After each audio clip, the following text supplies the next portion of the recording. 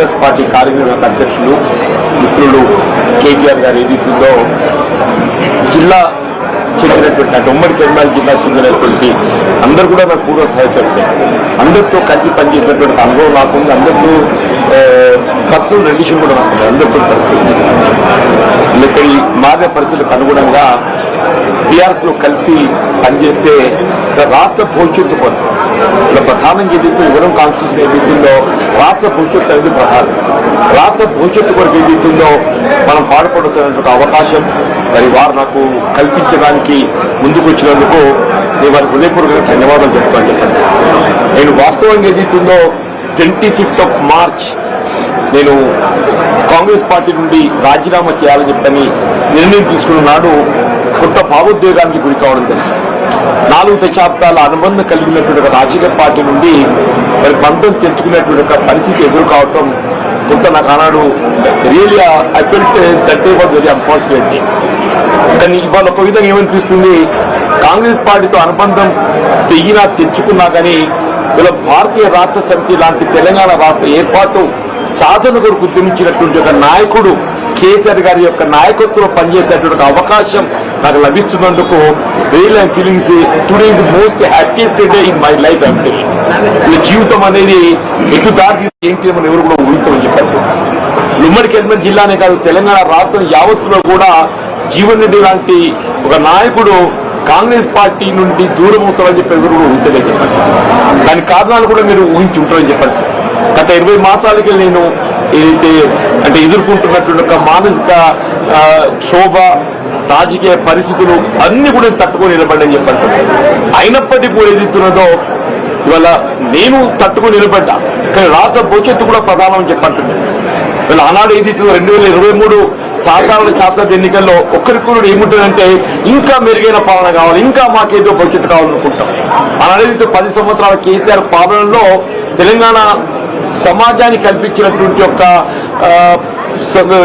పరిష్కారాలు ఏదైతుందో అభివృద్ధి ఉందో ఇంకా మెరుగైన పాలన కావాలని చెప్పి కాంగ్రెస్ పార్టీ మరి పేర్కొనడం జరిగిందో కానీ ప్రజలు ఆకర్షితులైంది. కాంగ్రెస్ పార్టీకి అవకాశం కల్పించింది. కానీ రియల్లీ ఏదైతుందో నా అనుభవం చెప్పంటుంది. ఐ సీన్ ఎన్టీ రామారావు గారి ప్రభుత్వం చూసా, నేను తదుపరి చెన్నారెడ్డి గారి ప్రభుత్వం చూసా, విజయభాస్కర్ గారి ప్రభుత్వం చూసా, రాజశేఖర్ గారి ప్రభుత్వం చూసా, చంద్రబాబు నాయుడు గారి ప్రభుత్వం చూసా, కేసీఆర్ గారి ప్రభుత్వం చూసా నేను. కానీ ఈ 2 సంవత్సరాల కాలంలోనే ఇవాళ అంటే 10 సంవత్సరాల్లో సాధించినటువంటి అభివృద్ధి సంక్షేమ ఫలాలు తిరోగమన దిశగా చెప్పండి. కేసీఆర్ గారు ఏ ఉద్యమ నేతగా తెలంగాణ రాష్ట్రాన్ని సాధించడానికి వారు ఉద్యమించిండ్రో వారి సాధారణంగా తెలంగాణ రాష్ట్ర భవిష్యత్తు నిర్మాణానికి 10 సంవత్సరాలు కృషి చేస్తే అది 2 సంవత్సరాల్లో తిరోగమన చేయక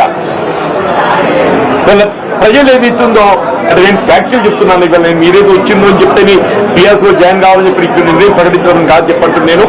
నేను ఆనాడే నిర్ణయం తీసుకోవాలని చెప్పని నేను కొంతమంది నాకు గుర్తు పెట్టి అయినా I want to study the mind of the people. ప్రజాభిప్రాయం ప్రజలు ఏ విధంగా స్పందన ఉందో గమనిస్తామని చెప్పండి. మా మిత్రులు సహచరులు శ్రేయభిలాషుల అభిప్రాయాలు కూడా సేకరించాలని చెప్పని ఈ 2 వారాన్ని ఓపిక పెట్టని చెప్పండి. మా మిత్రులు శ్రేయభిలాషులు సహచరులు వారి యొక్క సూచనలు సలహాలతో పాటుగా ముఖ్యంగా ప్రజాభిప్రాయాలు గమనించండి. ఈ మధ్య ఒక 4-5 days బ్యాక్ ఇట్లా ఒక ప్రెస్ కాన్ఫరెన్స్ పెట్టింది. మా ప్రెస్ మిత్రులు కూడా ఇంకా మీరు ఎందుకు ఉపయోగపడుతుంది సార్, ఏదో నిర్ణయం ప్రకటిస్తే అయిపోతాయి కానీ ఎందుకు మీరు అనుకున్నట్టు ప్రకటించి ముందు పోతే అయిపోతుంది అని చెప్పని మా పాత్రికేయ సోదరులు కూడా ఏది ఇస్తుందో టేక్ టు హ్యావ్ సజెస్టెడ్ అంటే ఇవాళ ఏది ఇంకా మీరు రీచవలసిన అవసరం లేదు, you can go further, you can go head అనే ఒక భావ సూచనలు మా పాత్రికేయ సోదరులు పొందడం జరిగిందని చెప్పాలి. ఇవాళ ఏది ఇస్తుందో కేసీఆర్ గారి యొక్క నాయకత్వం పనిచేసే ఒక అవకాశం మీరు అన్నట్టు 2014 నాకు వచ్చింది. అయినా కానీ ఇది పొలిటికల్ కమిట్మెంట్ తోని నేను కాంగ్రెస్ లో కొనసాగింది. బట్ ఇవాళ పరిస్థితుల్లో ఏదైతుందో నేను వ్యక్తిగతంగా కాంగ్రెస్ లో ఎదుర్కొంటున్నటువంటి ఒక మానసిక క్షోభ మానసిక ఇబ్బందులకు తోడు ఏదైతుందో దాని రాష్ట్ర హితం ప్రధానంగా కనబడుతుంది చెప్పి ఎవరికైనా ప్రజా జీవితం అనేది రాష్ట్ర హితం అని చెప్పండి. ఆ రాష్ట్ర హితము ముఖ్యంగా రైతాంగం, రైతు కూలీలు, నిరుపేద వర్గాలు, దళితులు, బలహీన వర్గాలు, ఆడబిడ్డలని చెప్పంటూ నేను విద్యార్థి లోకం అని చెప్పండి నినాదం ఏదైతుందో కోర్టు వీళ్ళ ఫీజు రియంబర్స్మెంట్ ఏదైతుందో రాష్ట్రంలో చెల్లింపు చేయలేకపోతుంది కాబట్టి మీరు తల్లిదండ్రుల దగ్గర ఫీజు వసూలు చేసుకోవచ్చని చెప్పాను. ఎంతగా మోస్ట్ అన్ఫార్చునేట్ థింగ్ ఏముందని చెప్పండి. ప్రభుత్వం యొక్క వైఫల్యానికి ఇంతగా పెద్ద నిదర్శనం ఏముంటుందని చెప్పండి. విద్యార్థులు రాష్ట్ర భవిష్యత్తు దేశ భవిష్యత్తు చెప్పంటారా అటువంటి విద్యార్థి లోకానికి ఏది ఇస్తుందో ఇవాళ మనము భవిష్యత్తు చూపెట్టలేకపోతున్నాం అని చెప్పంటే పాలన అనేది ఏ విధంగా కొనసాగుతున్నాం దీన్ని బట్టి ఊహించవచ్చు అని చెప్పంటారు.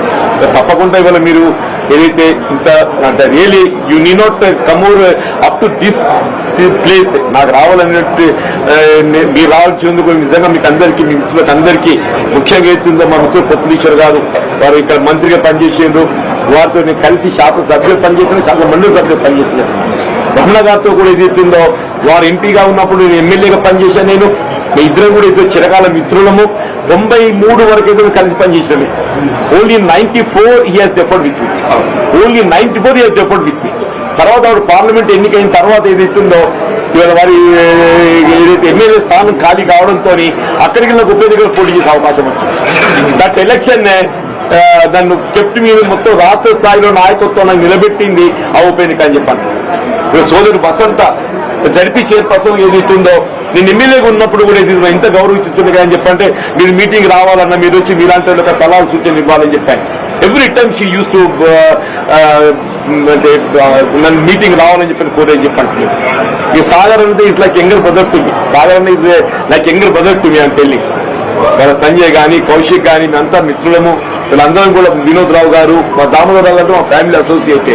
వారి నాన్నగారు వాళ్ళ 81 సమితి ప్రెసిడెంట్ ఎన్నిక రావడానికి ఏదైతుందో నాకు ఒక మైల్ స్టోన్ నాకు అండగా నిలిచింది. ఎవరికి తెలియదు ఇది దామోదర్ గారి తల్లి జీవన్ రెడ్డికి ఏం సంబంధం అని చెప్పి అనుకుంటున్నాను.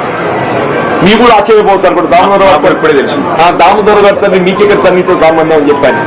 అంటే the whole relation with the BRS party with every leader have got అని చెప్పంటారు. ఈ స్థాయి ఈ దశలో ఏదైతుందో కేసీఆర్ గారితో కలిసి పనిచేసేటువంటి అవకాశం నాకు రావటం, వారి నాయకత్వం కలిసి పనిచేసేటువంటి అవకాశం రావటం ఏదైతే అంటే ఇవాళ జీవితం ఎవరే కానీ ఇవాళ నా జీవితం ఒక చివరి స్థాయికి వచ్చింది. I seen enough political public life. నా సుదీర్ఘ ప్రజాజీవితం 4 దశాబ్దాలు నేను గడిపింది. ఉంటే ఇంకో ఒక ఎన్నిక చూస్తే కావచ్చు దేవుడు దయతలిస్తే ఎట్టుటో చెప్పలేని చెప్పంటారు. కానీ ఏదైతే ఉందో నా శేష జీవితం ప్రజా జీవితాన్ని పాటుపడటానికి కొరకు ఏదైతుందో కేసీఆర్ గారి నాయకత్వంలో పనిచేయడానికి మీరు నాకు అవకాశం కల్పిస్తున్నందుకు వారి సూచన కారణంగా మీరు ముందుకు వచ్చినందుకు మీకు హృదయపూర్వక ధన్యవాదాలు చెప్తున్నా.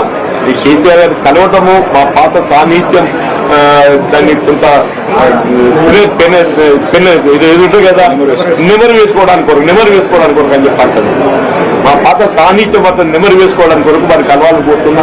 అంతే తప్ప దీంతో పార్టీలో చేరడం అనేది ఆల్రెడీ ఎక్స్ప్రెస్డ్ పార్టీలో బీఆర్ఎస్ చేరుతున్నా అని చెప్పని నేను ఆల్రెడీ ఎక్స్ప్రెస్